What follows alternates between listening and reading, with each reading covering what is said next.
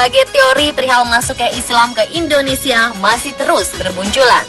Ada teori yang mengatakan bahwa Islam masuk ke Indonesia datang dari wilayah Gujarat, India melalui peran para pedagang India Muslim pada sekitar abad ke-13 Masehi.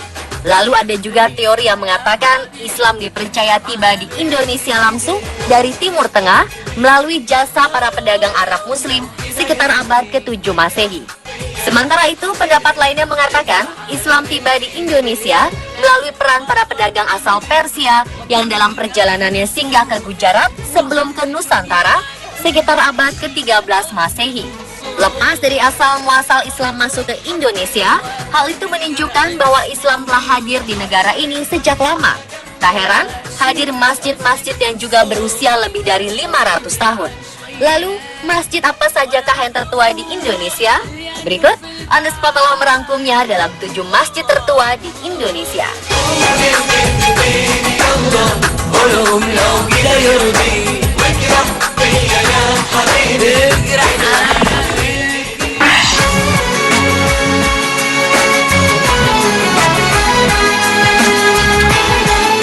Pemirsa, jika kita bertandang ke Banda Aceh, belum lengkap rasanya jika belum mengunjungi atau sholat di Masjid Raya Baitur Rahman. Sebenarnya terdapat 2 versi sejarah mengenai riwayat pembangunan masjid ini. Ada yang mengatakan masjid ini didirikan pada 1292 oleh Sultan Alauddin Johan Mahmud Shah. Sementara lebih banyak lagi yang mengatakan masjid ini didirikan oleh Sultan Iskandar Muda pada 1612. Dalam perjalanannya, Masjid Raya Baitur Rahman pernah dibumi hanguskan oleh Belanda saat serangan ke Kota Raja atau Banda Aceh pada 10 April 1873. Beruntungnya bangunan masjid memicu meletusnya perlawanan masyarakat Aceh demi mempertahankan masjid tersebut. Lalu pada 1879 hingga 1881, proses pembangunan ulang Masjid Raya Baitur Rahman berlangsung. Arsitektur bangunan yang baru dibuat oleh De Brucci yang mengadaptasi gaya Moghul dari India.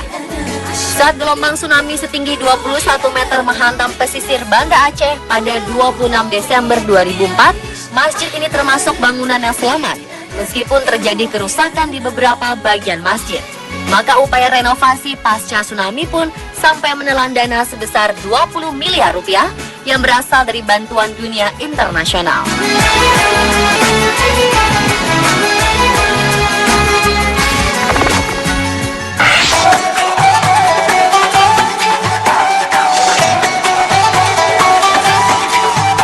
Masjid tertua lainnya adalah Masjid Agung Banten. Inilah salah satu masjid tertua di Indonesia yang penuh dengan nilai sejarah. Dibangun pertama kali oleh Sultan Maulana Hasanuddin, yaitu putra pertama dari Sunan Gunung Jati. Masjid ini selalu diramaikan para peziarah yang setiap harinya bisa mencapai ribuan orang. Masjid Agung Banten ini dikenali dari bentuk menaranya yang sangat mirip dengan bentuk sebuah bangunan mercusuar. Menara tersebut terbuat dari batu bata dengan ketinggian sekitar 24 meter. Pemandangan di sekitar masjid dan perairan lepas pantai dapat terlihat dari atas menara karena jarak antara menara dengan laut hanya sekitar 1,5 kilometer.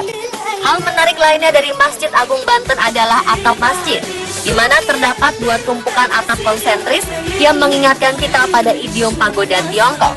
Kedua atap itu berdiri tepat di atas puncak tumpukan atap ketiga, dengan sistem struktur penyalur gaya yang bertemu di satu titik.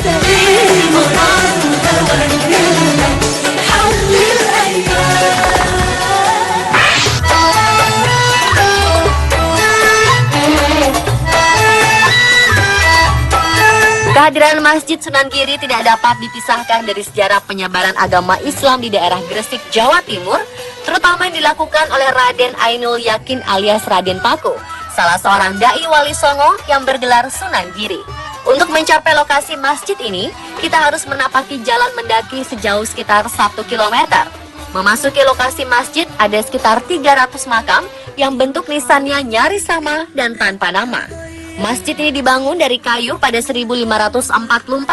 Namun karena perkembangan zaman dan kondisi masjid yang semakin lapuk, maka pada 1857 saat masjid tersebut berusia sekitar 313 tahun, dilakukanlah renovasi yang pertama. Jadi Masjid Sunan Giri yang kita saksikan hari ini memang bukan masjid asli yang dibangun oleh Sunan Giri, tetapi bentuk arsitekturnya mendekati bentuk masjid yang asli. Sebagai peninggalan sejarah oleh pemerintah Hindia Belanda, masjid ini masuk dalam daftar Monumente Ordonanti pada 1931 dan sekarang berada di bawah pengawasan Direktorat Perlindungan dan Pembinaan Peninggalan Sejarah dan Purbakala Depdikbud.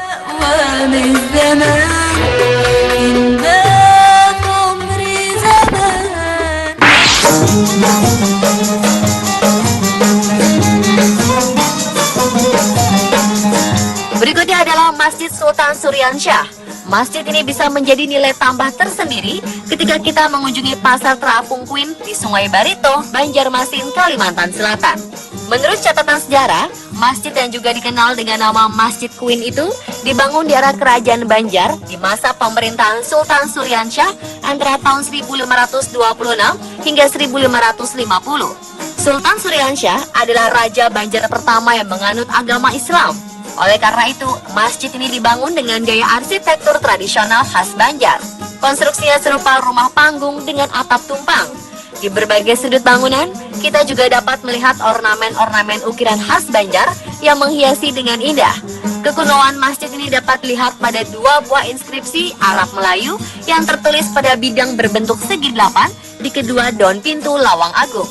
Kedua inskripsi ini menunjukkan pada hari Senin tanggal 10 Syakban 1159 telah berlangsung pembuatan Lawang Agung atau pintu utama oleh Kiai Demang Astungkara pada masa pemerintahan Sultan Sepuh atau Sultan Tamjidullah I, yakni tahun 1734 hingga 1759.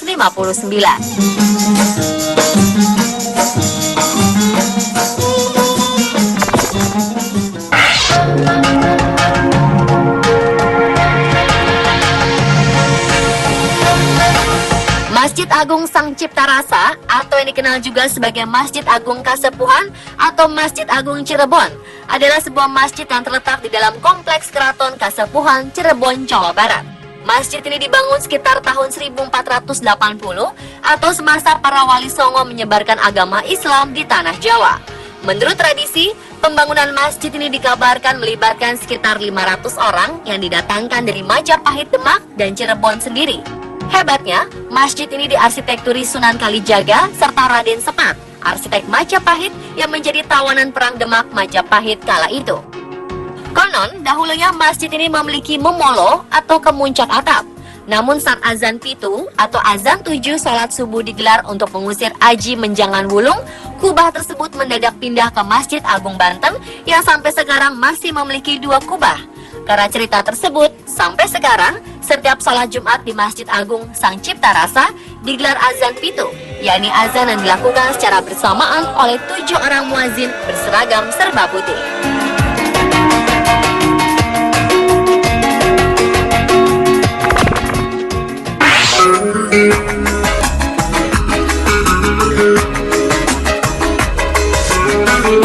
Sekitar abad ke-15 berdiri Kerajaan Demak di Demak, Jawa Tengah yang didirikan Raden Patah. Bersama Wali Songo, Raden Patah kemudian mendirikan masjid yang karismatik ini. Masjid yang dipercaya pernah menjadi tempat berkumpulnya para ulama atau Wali Songo itu, konon hanya dibangun dalam waktu 1 malam. Pada mihrab masjid terdapat gambar serupa bulus. Gambar bulus itu terdiri atas kepala yang berarti angka 1, 4 kaki berarti angka 4, lalu badan bulus berarti angka 0, serta ekor bulus berarti angka 1. Dari simbol ini diperkirakan Masjid Agung Demak berdiri pada tahun 1401 Saka. Atap Masjid Agung Demak ditahan 4 tiang kayu raksasa yang khusus dibuat 4 wali di antara Wali Songo. Saka sebelah tenggara adalah buatan Sunan Ampel, sebelah barat daya buatan Sunan Gunung Jati, sebelah barat laut buatan Sunan Bonang, dan sebelah timur laut merupakan sumbangan Sunan Kalijaga. Di dalam lokasi komplek Masjid Agung Demak, terdapat beberapa makam raja-raja Kesultanan Demak dan para abdinya. Di kompleks ini juga terdapat Museum Masjid Agung Demak yang berisi berbagai hal mengenai riwayat Masjid Agung Demak.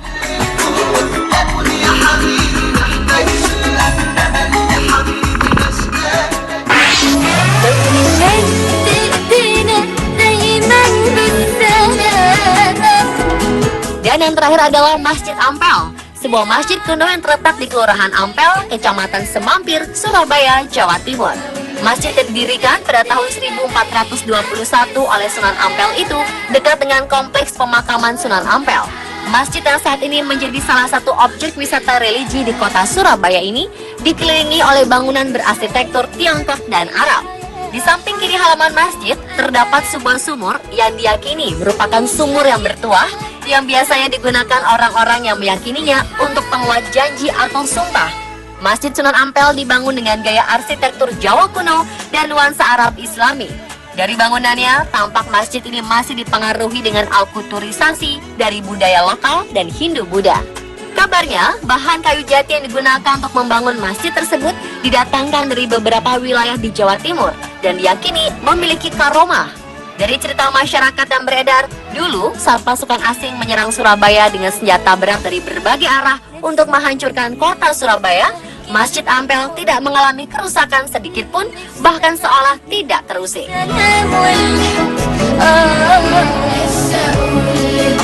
Pemirsa, itulah 7 masjid tertua di Indonesia versi on the spot.